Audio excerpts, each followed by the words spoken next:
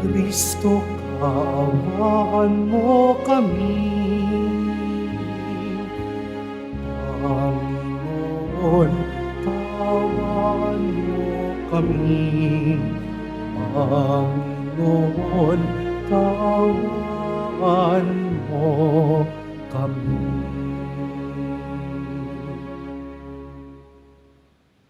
Manalangin tayo. Ama naming makapangyarihan, ng iyong salitang nananahan sa iyong kaibuturan ay dinala sa sinapupunan ng Birheng Kalinisinisan noong tanggapin niya ang mabuting balitang hatid ng anghel at siya'y lukuban ng Espiritu Santo bilang iyong tahanan. Tulad ng mahal na Birhen, matanggap nawa naming magpakumbaba na sundin ang loob mo sa pamamagitan ni Hesukristo kasama ng Espiritu Santo, magpa sa walang hanggan. Amen. Magsiupo muna po ang lahat. Pagbasa mula sa aklat ni Propeta Isaías. Noong mga araw na yon, ipinasabi ng Panginoon kay Akas, "Humingi ka sa akin ng palatandaan, maging sa kalaliman ng Sheol o sa kaitaasan ng langit." Sumagot si Akas, "Hindi po ako hihingi. Hindi ko susubukin ang Panginoon." Sinabi ni Isaías, "Pakinggan mo, sambahayan ni David. Kulang pa ba ang galitin ninyo ang mga tao, na pati ang aking Diyos ay inyong niyayamot? Kaya nga't ang Panginoon na rin ang magbibigay ng palatandaan. Maglilihi ang isang dalaga at mga nganak ng lalaki, at ito'y tatawaging Emmanuel." Ang salita ng Diyos. Salamat sa Diyos.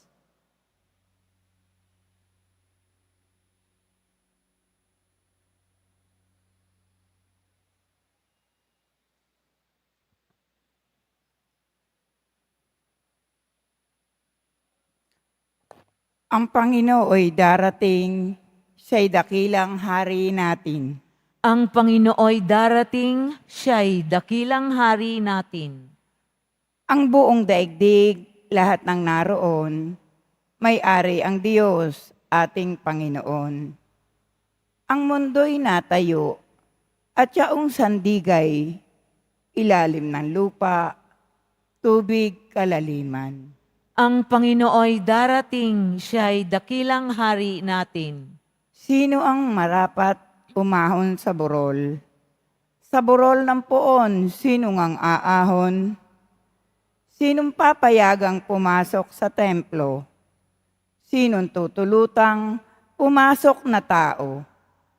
Siya na malinis ang isip at buhay, na hindi sumamba sa Diyos-Diyosan, tapat sa pangako na binibitiwan. Ang Panginooy darating, siya'y dakilang hari natin. Ang Panginoong Diyos, pagpapalain siya, ililigtas siya't pawawalang sala.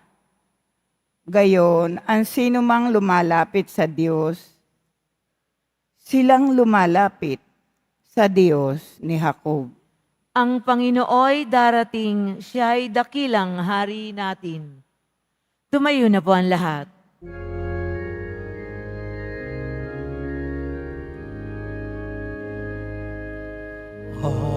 Hallelujah, Hallelujah, Hallelujah, Hallelujah.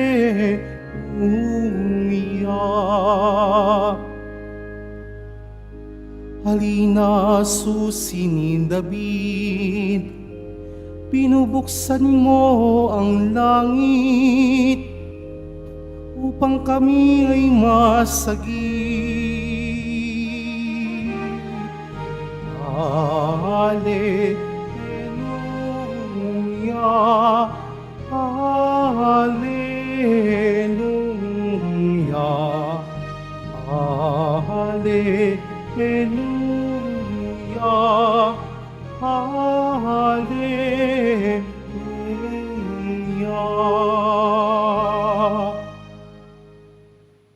Sumainyo ang Panginoon. At sumaiyo rin. Ang mabuting balita ng Panginoon ayon kay San Lucas. Papuri sa iyo, Panginoon. Nang ika-6 na buwan na ng pagdadalang tao ni Elizabeth, ang Anghel Gabriel ay sinugo ng Diyos sa Nazaret, Galilea, sa isang dalaga na ang pangalay Maria. Siya ay nakatakdang ikasal kay Jose, isang lalaki buhat sa lipi ni Haring David. Paglapit ng anghel sa kinaroroonan ng dalaga, binati niya ito, "Matuwa ka, ikaw ay kalugod-lugod sa Diyos," wika niya. "Sumasa iyo ang Panginoon." Nagulumihanan si Maria sa gayong pangungusap at inisip niyang mabuti kung ano ang kahulugan niyon. Kaya't sinabi sa kanya ng anghel, "Huwag kang matakot, Maria, sapagkat kinalulugdan ka ng Diyos. Makinig ka. Ikaw ay maglilihi at manganganak ng isang lalaki, at siya'y tatawagin mong Jesus. Magiging dakila siya at tatawaging anak ng kataas-taasan. Ibibigay sa kanya ng Panginoong Diyos ang trono ng kanyang amang si David. Maghari siya sa angkan ni Jacob magpakailanman, at ang kanyang paghahari ay walang hanggan." "Paano mangyayari ito? Gayoy ako'y dalaga," tanong ni Maria.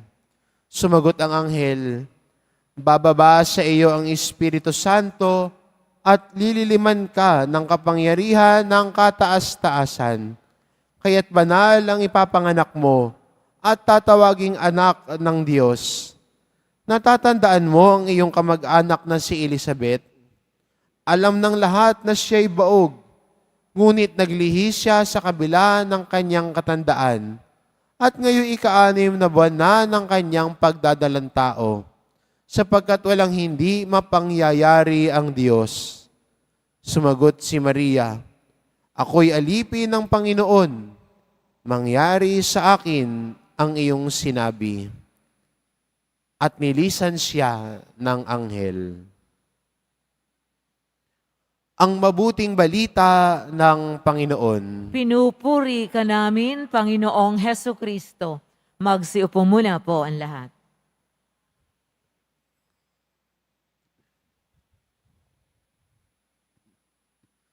Sa ating patuloy na pagninilay sa panahong ito ng Adbyento, patuloy pa rin ang panawagan sa atin ng Diyos na sa ating paghahanda sa pagdating ni Jesus sa Kapaskuhan, patuloy tayong pinapaalalahanan ng kahalagahan ng pakikinig. At sa ating ebanghelyo, at ito rin na sinabi ng anghel, makinig ka. Habang sinasabi ng anghel Gabriel ang plano ng Diyos para kay Maria, ang sabi ng anghel Gabriel sa kanya, makinig ka. Kaya ito din ang panawagan sa atin sa panahong ito ng Adbyento. Sa paglalakbay nating ito, ang panawagan sa atin ng Diyos, makinig ka. Sabihin mo nga sa katabi mo, makinig ka. At bilang Kristiyano, ang pinakikinggan natin ay ang salita ng Diyos. Siya na pinagninilayan natin. Siya ang salitang ng Diyos na kasama natin sa ating pagdadasal. Kaya hindi ba parte ng debosyon natin ay ang kahalagahan ng pakikinig? Di ba ang isang deboto ng mahal na pong Hesus Nazareno ay marunong makinig? At ang pinakikinggan natin ay ang salita ng poong Hesus Nazareno. Wala sanang deboto na matigas ang ulo. Wala sanang deboto na pasaway. Dahil ang taong pasaway, ayaw makinig. Yung gusto lang niya. Pero, kung ang deboto ay lumalago sa kabutihan ng Diyos, marunong siyang makinig. At tayo bilang mga deboto at nagmamahal kay Jesus, ang lagi din nating sinasabi sa mahal na pong Jesus Nazareno, narito kami, makikinig kami sa iyo. Mula sa pakikinig, at ito ang naging palitan ng kwentuhan, ng pag-uusap ng Anghel Gabriel at ni Maria, habang sinasabi ng Anghel Gabriel kay Maria, paano mangyayari ang lahat ng ito? Paano may isasakatuparan ng plano ng Diyos para sa kanya? Ang tugon niya, maganap nawa sa akin ayon sa wika mo. Mangyari sa akin. Naging bukas si Maria sa plano ng Diyos. Hindi lang siya nakinig, kung hindi, tumugon din siya sa kanyang pinakinggan. Marami sa atin, nakinig nga, pero parang walang nangyari.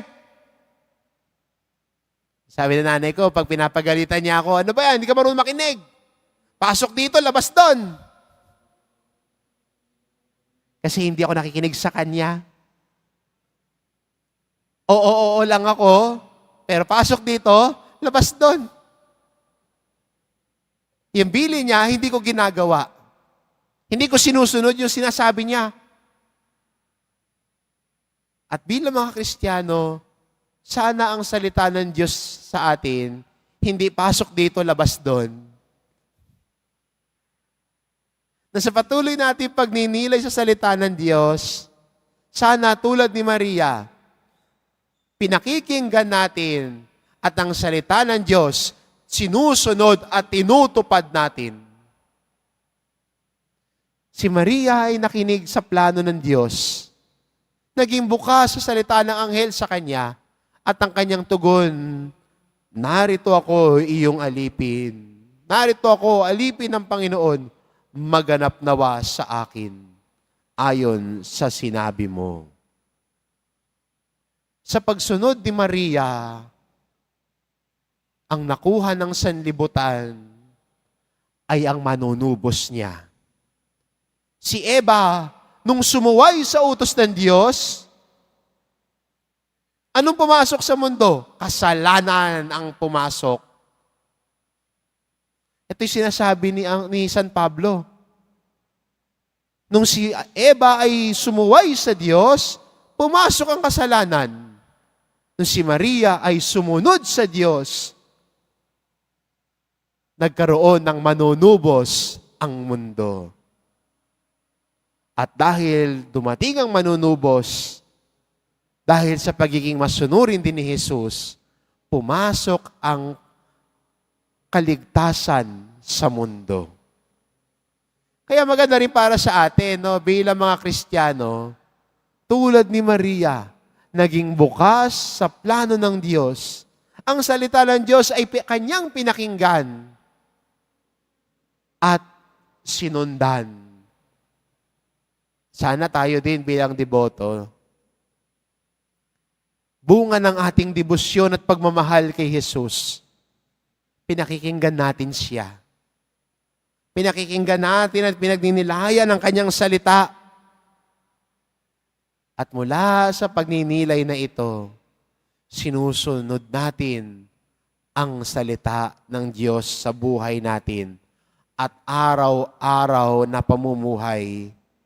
Hindi lang natin sinusundan pag komportable para sa atin. Hindi lang tayo nagsasabi, Lord, susunod ako, komportable sa akin eh.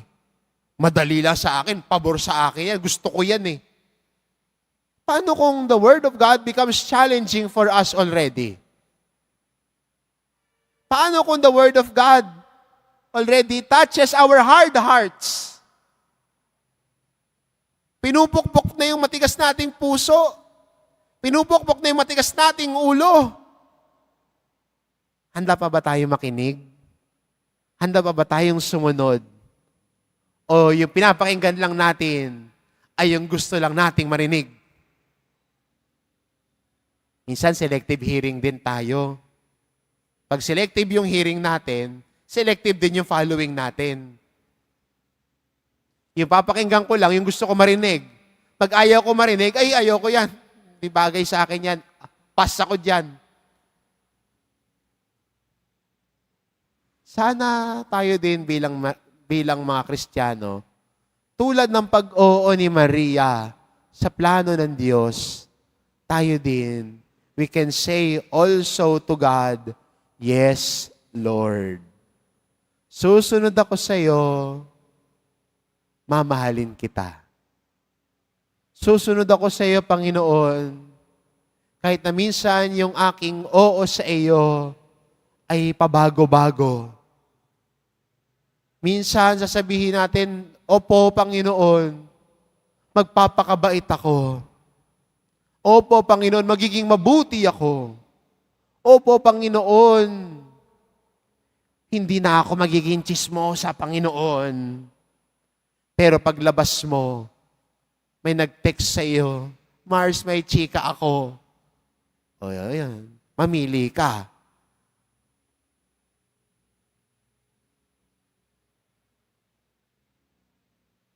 At sana, ang kaya nating sabihin, tulad ni Maria, opo sa iyo, Panginoon. Oo ang sagot natin sa Panginoon lagi. At kahit na minsan may mga pagkukulang at kahinaan tayo, sinasabay natin sa oo ni Maria ang atin ding oo nang tayo ay buong pusong makasunod sa Diyos na nagmamahal sa atin. Oo sa Diyos na nagmamahal sa atin. Oo sa pakikinig sa Kanyang salita. Oo, susundan natin siya dahil minamahal natin ang Diyos higit sa lahat. Nawa ang ating ebanghelyo ay hindi lang maging source of inspiration sa atin, kundi challenge din sa atin to say yes to God always. At minsan, yung yes natin ay aandap-andap. Minsan, pabago-bago. Pero kasama natin si Maria sa pagsunod sa Diyos. Ang kanyang oo sa Diyos ang maging gabay natin sa ating mga oo sa Diyos, sa pagtalikod natin sa kasalanan at pagpili sa Diyos araw-araw, lagi-lagi. Amen.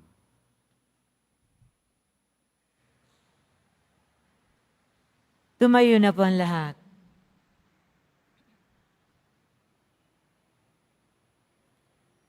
Minamahal ko mga kapatid, manalangin tayo na matularan natin ang halimbawa ni Maria nang may mababang loob, puno ng pananampalataya at laging handang tumupad sa kalooban ng Panginoon. Ang ating itugon sa pamamagitan ni Maria, dinggin mo kami. Sa pamamagitan ni Maria, dinggin mo kami. Bilang bayan ng Diyos, tayo naway sumulong sa ating paglalakbay sa pananampalataya sa ilalim ng paggabay at pagtuturo ng ating kaparian. Manalangin tayo. Sa pamamagitan ni Maria, dinggin mo kami. Ang mga pinuno ng ating pamahalaan, naway gumawa ng lahat na paraan upang maitaguyod ang kapayapaan at pangalagaan ang kapakanan ng kanilang mga nasasakupan. Manalangin tayo. Sa pamamagitan ni Maria, dinggin mo kami. Ang mga lalaki at babaeng nagtalaga ng kanilang sarili sa Panginoon, naway maging mga tunay na saksi sa kaharian ng Diyos sa pamamagitan ng pagiging tapat sa kanilang pangako. Manalangin tayo. Sa pamamagitan ni Maria, dinggin mo kami. Ang mga kabataan naway maging tapat sa kanilang pananampalataya, bukas palad sa kanilang pagmamahal, at matatag sa kanilang hangarin. Manalangin tayo. Sa pamamagitan ni Maria, dinggin mo kami.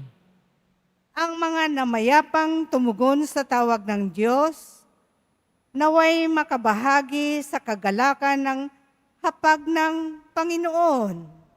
Manalangin tayo. Sa pamamagitan ni Maria, dinggin mo kami. Ama, naging tao ang iyong walang hanggang salita nang italaga ng mahal na birhen ang kanyang buhay sa katuparan ng iyong balak. Matularan nawa namin ang kanyang halimbawa sa paghahanda para sa pagdating ni Jesus ng iyong anak na aming Panginoon. Amen. Magsiupuan lahat.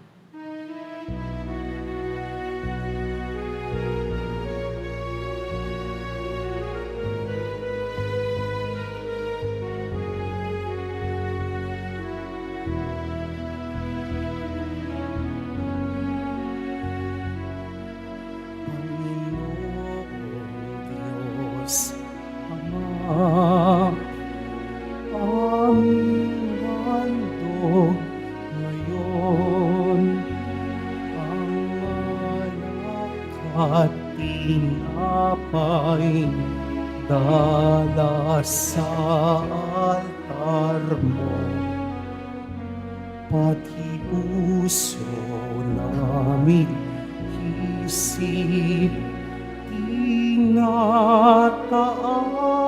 sa'yo habang naghihintay kami kay Kristong darating.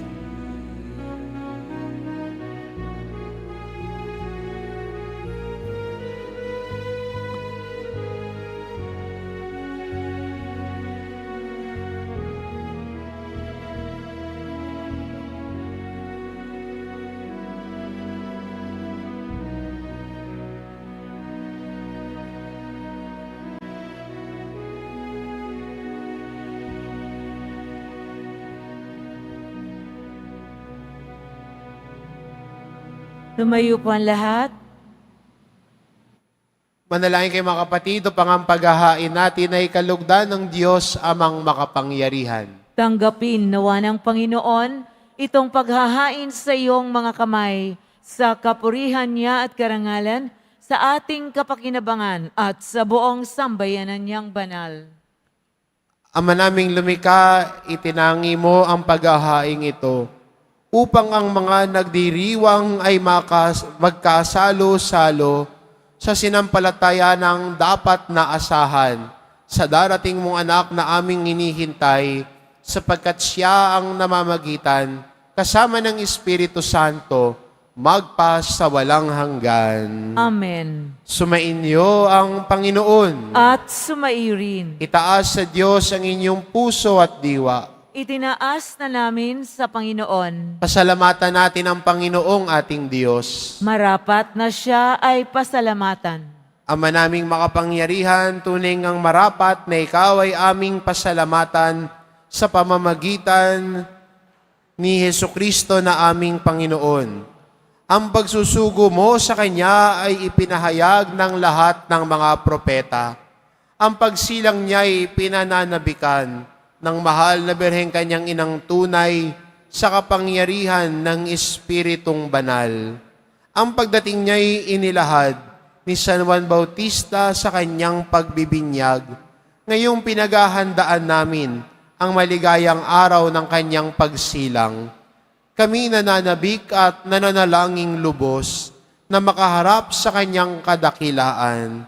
Kaya kaisa ng mga anghel na nagsisiawit ng papuri sa iyo, nang walang humpay sa kalangitan, kami nagbubunyi sa iyong kadakilaan.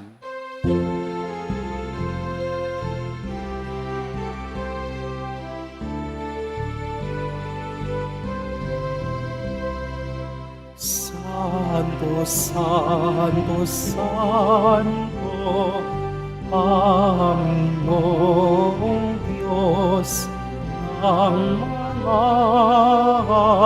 hukbo. Napupuno ang langit at lupa ng kadakilaan mo. Hosana, Hosana sa kaitaasan.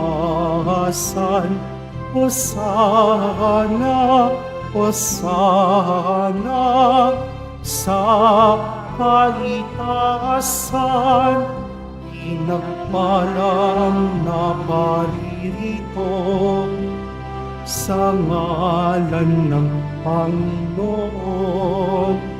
Hosana, Hosana sa kaitaasan. Hosana, Hosana sa kaitaasan. Magsiluhod po ang lahat. Ama naming banal, ikaw ang bukal ng tanang kabanalan, kaya't sa pamamagitan ng iyong Espiritu, gawin mo banal ang kaloob na ito, upang para sa amin maging katawan at dugo ng aming Panginoong Hesukristo. Bago niya pinagtiis ang kusang loob na maging handog, hinawakan niya ang tinapay, pinasalamatan kanya, pinagati-hati niya iyon, iniabot sa kanyang mga alagad at sinabi, "Tanggapin ninyong lahat ito at kanin, ito ang aking katawan na ihahandog para sa inyo."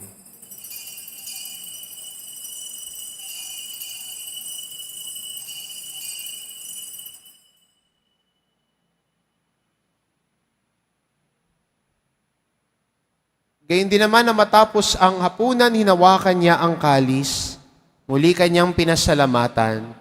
Iniabot niya ang kalis sa kanyang mga alagad at sinabi, "Tanggapin ninyong lahat ito at inumin, ito ang kalis ng aking dugo, ng bago't walang hanggang tipan. Ang aking dugo na ibubuhos para sa inyo at para sa lahat, sa ikapagpapatawad ng mga kasalanan. Gawin ninyo ito sa pag-alala sa akin."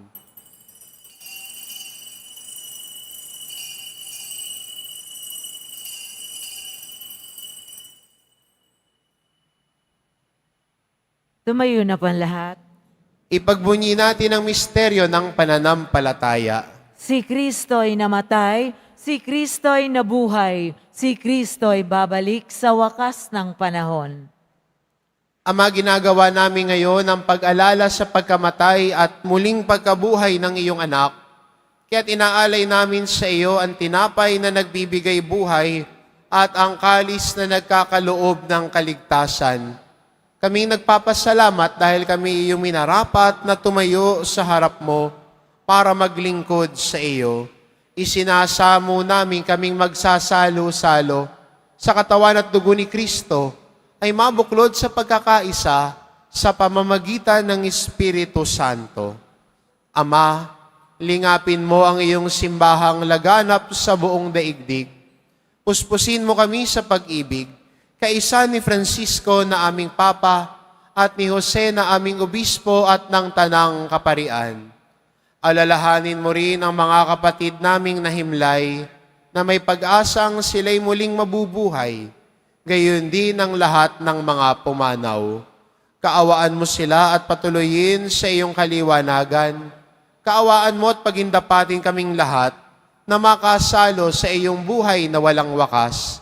Kaisa na mahal na Birheng Maria na ina ng Diyos, ng kabiyak ng puso niyang si San Jose, kaisa ng mga apostol at ng lahat ng mga banal na namuhay dito sa daigdig ng kalugod-lugod sa iyo, maipagdiwang nawa namin ang pagpupuri sa ikararangal mo sa pamamagitan ng iyong anak na aming Panginoong Hesu Kristo. Sa pamamagitan ni Kristo, kasama niya at sa Kanya, ang lahat ng parangal at papuri ay sa iyo, Diyos amang makapangyarihan, kasama ng Espiritu Santo, magpas sa walang hanggan. Amen. Amen. Amen.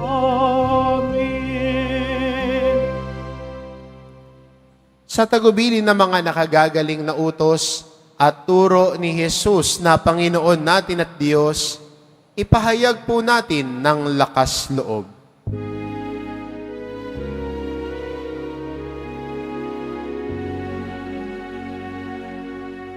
Ama namin, sumasalangit ka, sambahin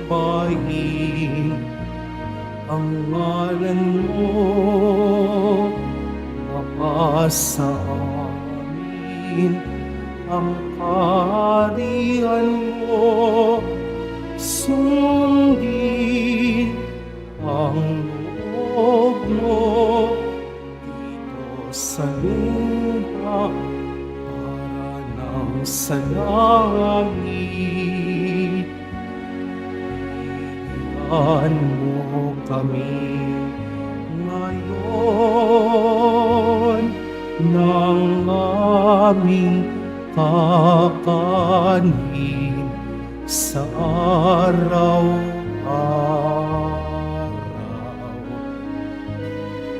At patawarin mo kami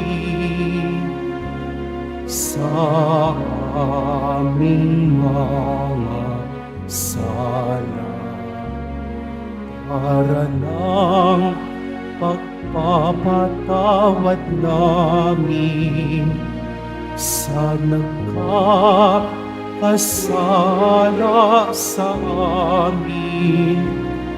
At wag mo kami ipahintulot sa tukso at iadya mo kami sa lahat ng masama. Hinihiling namin kami adya sa lahat ng masama, pagkalooban ng kapayapaan araw-araw, iligtas sa kasalanan, at ilayo sa lahat ng kapahamakan. Samantalang aming pinananabikan ang dakilang araw ng pagpapahayag ng tagapagligtas naming si Hesu Kristo. Sapagkat iyo ang kaharian at ang kapangyarihan at ang kapurihan magpakailanman. Amen. Panginoong Kristo, sinabi mo sa iyong mga apostol, kapayapaan ang iniiwan ko sa inyo, ang aking kapayapaan ang ibinibigay ko sa inyo. Tungayan mo ang aming pananampalataya at huwag ang aming pagkakasala. Pagkalooban mo kami ng kapayapaan at pagkakaisa, ayon sa iyong kalooban, kasama ng Espiritu Santo, magpa sa walang hanggan. Amen. Ang kapayapaan ng Panginoon ay laging sumainyo. At sumaiyo rin. Magbigayan kayo ng kapayapaan sa isa't isa. Kordero ng Diyos na nag-aalis ng mga kasalanan ng sanlibutan, maawa ka sa amin. Kordero ng Diyos na nag-aalis ng mga kasalanan ng sanlibutan, maawa ka sa amin. Kordero ng Diyos na nag-aalis ng mga kasalanan ng sanlibutan, ipagkaloob sa amin ang kapayapaan. Magsiluhod po ang lahat.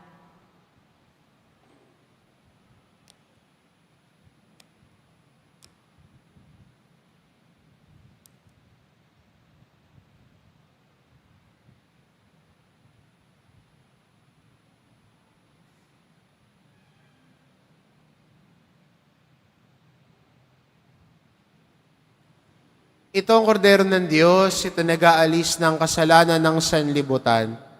Mapalad ang mga inaanyayahan sa kanyang piging. Panginoon, hindi ako karapat-dapat na magpatuloy sa iyo, ngunit sa isang salita mo lamang ay gagaling na ako.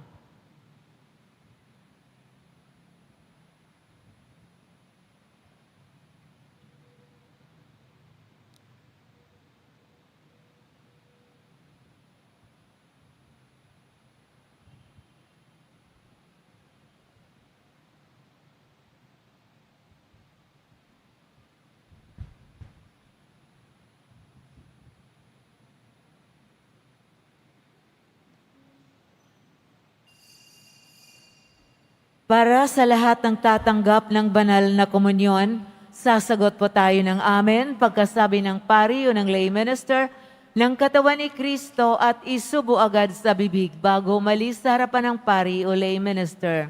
Sumunod po tayo.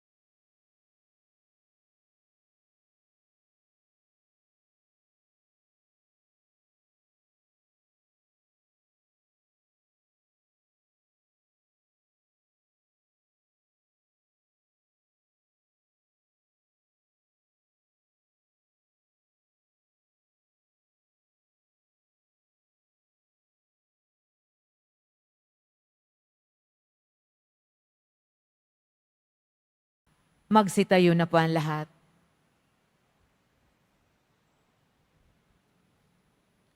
Manalangin tayo. Ama naming mapagmahal, ang mga pinapagsalsalo mo sa iyong banal na piging ay papagkamtin mo ng tunay na kapayapaan bilang kapakinabangan sa ginanap na pagdiriwang sa pamamagitan ni Hesukristo kasama ng Espiritu Santo magpa sa walang hanggan. Amen. Sumainyo ang Panginoon. At sumaiyo rin. Mahal na pong Isus Nazareno, inihayag mo sa pamamagitan ng krus ang walang maliw na pag-ibig ng Diyos sa sangkatauhan. Pakinggan mo ang kahilingan, lalo na para sa mga nangangailangan ng iyong tulong at awa. Makamtanawa namin ang iyong kasagutan ng may utang na loob na tinatanaw. Basbasan din po ninyo itong mga imahin at dasalan upang lalo kaming manalangin at magtiwala sa pamamagitan ng bendisyon na ito. Naway lalo kaming maging mapaglingkod, masunurin at tapat sa iyo na aming malwalhating Panginoon, magpa sa walang hanggan. Amen. At pagpalain kayo ng ating mapagmahal na Diyos, ang Ama at ang Anak at ang Espiritu Santo. Amen. Humayo kayo, taglay ang kapayapaan ng poong Jesus Nazareno. Salamat sa Diyos.